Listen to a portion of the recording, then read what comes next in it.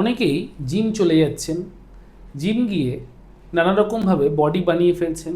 কেউ যাচ্ছেন ওজন বাড়ানোর জন্য, কেউ বা যাচ্ছেন ওজন কমানোর জন্য, কেউ শুধুই যাচ্ছেন যে একটুখানি জিম করি তাতে আমার একটু বডি শডি হবে। অনেকের হচ্ছেও, অনেকের আবার হচ্ছে না, আবার অনেকের নানা রকমের কমপ্লিকেশন চলে আসছে। তো আদৌ কাদের জিম করা উচিত এবং কাদের করা উচিত নয়, কি ধরনের সাপ্লিমেন্ট আপনারা নিতে পারেন জিমে গিয়ে, বা কাদের কোন বয়সে জিম করা একদমই বারণ, সেই নিয়ে কিন্তু আমি আজকে আলোচনা করব।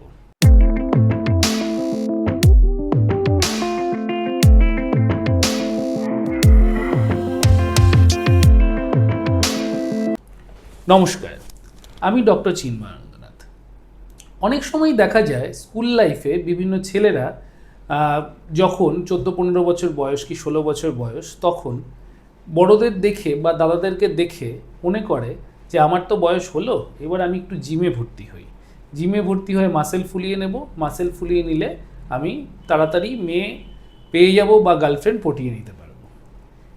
এই জায়গায় গিয়ে অনেক সময় বাড়ির লোকেদের সঙ্গে কথা কাটাকাটি বা বাড়ির লোকেদের সঙ্গে ঝগড়াঝাটি কিন্তু হতেই থাকে, এবং অনেক সময় অনেকে কিন্তু জিমে ভর্তিও হয়ে যায় এবং খুব তাড়াতাড়ি মাসেল গেইন করার জন্য নানা রকমের সাপ্লিমেন্টও নিয়ে বসে। যেটা আসল কথা সেটা হচ্ছে, জিমে গিয়ে যখন কোনো রকম কোনো এক্সারসাইজ করা হয় বা ডাম্বেল তোলা হয় বা ওয়েট বেয়ারিং এক্সারসাইজ করা হয়, তখন কিন্তু আমাদের গ্রোথের রেস্ট্রিকশান চলে আসে।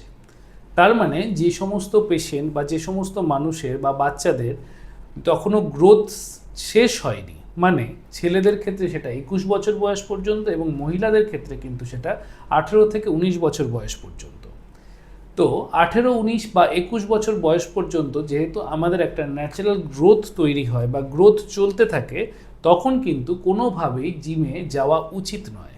বা জিমে যদি যাওয়াও হয় বা জিমে যদি কেউ যায়ও, তাহলে কিন্তু তাকে রেস্ট্রিকশান হচ্ছে কোনো রকম ওয়েট বেয়ারিং এক্সারসাইজ, ডাম্বেল তোলা বা ওই ধরনের কোনো রকম কোনো কিছু করা যাবে না।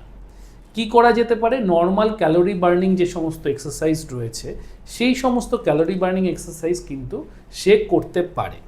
কিন্তু মাসেল গ্রোথ বা আমাদের বোন গ্রোথ যতক্ষণ না পর্যন্ত পুরোপুরি কমপ্লিট হচ্ছে, ততক্ষণ পর্যন্ত কোনোভাবেই তাকে কোনো রকম ভারী কিছু এক্সারসাইজ করা উচিত নয়।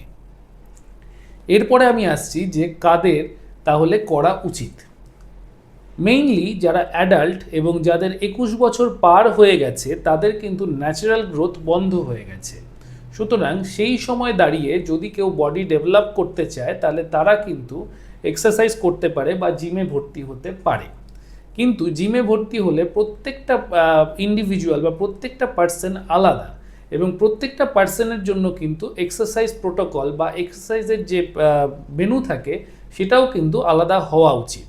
তাই যদি জিমে ভর্তি হতে হয় অ্যাডাল্ট বয়সে, তখনও কিন্তু আপনাদের একটা প্রশিক্ষিত ট্রেনারের আন্ডারে বা ট্রেনারের অবজারভেশনে থেকে জিম করা উচিত। প্রশিক্ষিত ট্রেনার বা প্রশিক্ষিত যে সমস্ত আমাদের গাইড রয়েছে, সেগুলো কিন্তু আছে কিনা সেটা জেনে নিয়েই তারপরে কিন্তু আমাদের জিমে ভর্তি হওয়া উচিত। এইবারে কাদের জিমে ভর্তি হওয়া উচিত নয়, যেমন কার্ডিয়াক পেশেন্ট, তাদের কিন্তু কোনো রকম কোনো হেভি এক্সারসাইজ বা কোনো রকম ওয়েট বেয়ারিং এক্সারসাইজ করা উচিত নয়। তো কার্ডিয়াক পেশেন্টরা জিম থেকে দূরে থাকুন, বা যদি আপনারা কার্ডিয়াক পেশেন্টরা জিম করতে চান, তাহলে সেখানে গিয়ে কিন্তু একদম লাইট এক্সারসাইজ বা ইয়োগা জাতীয় এক্সারসাইজ কিন্তু করতে পারেন, কিন্তু মেইন জিম কিন্তু আপনাদের জন্য কন্ট্রাইন্ডিকেটেড। এছাড়া যাদের ফিজিক্যাল ডিসেবিলিটিস রয়েছে, তাদেরও কিন্তু জিমে যাওয়া বা ওয়েট বেয়ারিং এক্সারসাইজ করা উচিত নয়, এবং পার্সন টু পার্সন আলাদা। সুতরাং আপনার ডিসেবিলিটি আপনি ডাক্তারবাবুর সঙ্গে পরামর্শ নিয়ে তারপরেই কিন্তু আপনি চাইলে জিম করতে পারেন, কিন্তু সেটা বুঝে। এরপরে যারা মোটামুটি এজেড পেশেন্ট, মানে মোটামুটি যাদের 50-55 এজ ক্রস করে গেছে, সেই সমস্ত মানুষের যদি জিম করার ইচ্ছে হয়, তাহলে অবশ্যই তারা আগে একবার ডাক্তারবাবুর পরামর্শ নিয়ে তার ফিজিক্যাল চেক আপ করিয়ে এবং তার অ্যাবিলিটিস এবং তার অবস্থা বুঝে তারপরে কিন্তু তাকে জিমে ভর্তি হওয়া উচিত, বা সেই ধরনের এক্সারসাইজ বা সেই ধরনের ব্যায়াম করা উচিত। এবার যদি আপনার জিম করতে করতে কোনো রকমভাবে আপনি হঠাৎ ছেড়ে দেন, তাহলে কি প্রবলেম হতে পারে সেটাও আমি বলে দিচ্ছি। যারা প্রচণ্ড অধ্যাবসায়ের মাধ্যমে থাকেন বা জিমে গিয়ে খুব ভিগোরাস এক্সারসাইজ করেন এবং যাদের বডি বিল্ড ভালো হয়ে গেছে, অথচ আপনারা সেই জিম কন্টিনিউ করতে পারলেন না, হঠাৎ ছেড়ে দিলেন, তাদের ক্ষেত্রে কিন্তু মেটাবলিজমের ডিস্টারবেন্স আসতে পারে এবং সেই মেটাবলিজমের ডিস্টারবেন্স থেকে কিন্তু আপনার বডি যেরকম নষ্ট হবে তেমনি কিন্তু ইন্টারনাল অর্গানেও আপনার এফেক্ট পড়তে পারে।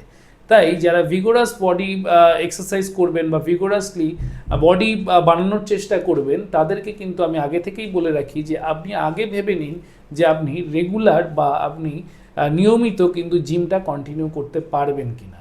যদি কন্টিনিউ করতে পারেন তাহলে সেক্ষেত্রে কোনো আপত্তি নেই, যদি কন্টিনিউ করতে না পারেন, যদি সেটা সাময়িক হয়, তাহলে আমি বলবো যে খুব বাড়াবাড়ি লেভেলে গিয়ে বা খুব ভিগোরাস এক্সারসাইজ না করে নর্মাল ফ্রি হ্যান্ড বা নর্মাল এক্সারসাইজ করে জাস্ট স্বাস্থ্যটা ভালো রাখার জন্য জিম করতে পারেন। এরপরে আমি আসছি সাপ্লিমেন্টে। বিভিন্ন রকম সাপ্লিমেন্ট কিন্তু পাওয়া যায় জিমে এবং অনেকেরা কিন্তু এই বডি তৈরি করার জন্য অনেক রকমের সাপ্লিমেন্ট ইউজ করেন, অনেকে কিন্তু বিভিন্ন রকম ড্রাগসও নেয় যার মাধ্যমে বডি খুব তাড়াতাড়ি তৈরি হয়ে যায়। আমি এখানে আসি যে কোনো রকমভাবে কোনো ড্রাগস বা কোনো রকম স্টেরয়েড ইঞ্জেকশন বা কোনো রকমের কিন্তু কোনো স্টেরয়েড সাপ্লিমেন্ট বা হাই প্রোটিন সাপ্লিমেন্ট নেওয়ার আগে ডাক্তারবাবুর সঙ্গে পরামর্শ নিন, কারণ অনেক পেশেন্ট রয়েছে যারা হাই প্রোটিন টলারেট করতে পারে না বা হাই প্রোটিন কন্টিনিউয়াসলি নেওয়ার ফলে কিন্তু কিডনি ড্যামেজ পর্যন্ত হতে পারে। তাই যে কোনো সাপ্লিমেন্ট নেওয়ার আগে ভালো করে সেই সাপ্লিমেন্টের মধ্যে কি কি রয়েছে বা এই সাপ্লিমেন্ট আপনার কি কি ক্ষতি করতে পারে সেগুলো সম্পর্কে ভালো করে জেনে নিন এবং সেটার একটা ঠিকঠাক পরিমাণ মেনটেন করুন। যদি সাপ্লিমেন্ট নিতেও হয় তাহলে তার পরিমাণটা আপনাকে বুঝে নিয়ে সেই পরিমাণ মতন কিন্তু আপনাকে খেতে হবে। আর যদি আপনারা মনে করেন যে সাপ্লিমেন্ট নেবেন না, তাহলে কিন্তু আপনি প্রপার ডায়েট যদি মেনটেন করেন তাহলে ন্যাচারাল ফুডের মাধ্যমেই কিন্তু আপনারা প্রোটিন, কার্বোহাইড্রেট এবং ফ্যাট পরিমিত পরিমাণে খাবারের মাধ্যমে নিতে পারেন এবং প্রপারলি ডায়েটিশিয়ানের সঙ্গে কনসাল্ট করে কিন্তু আপনার ক্যালোরি মেপে সুন্দর করে ডায়েট চার্ট করে নিতে পারেন। তাহলে সেই অবস্থায় যদি আপনারা জিম করেন তাহলে কিন্তু আমার মনে হয় যে আপনাদের শারীরিকভাবে ক্ষতির পরিমাণটা কম হবে এবং আপনারা সুস্থভাবে ভালোভাবে থাকতে পারবেন। নমস্কার।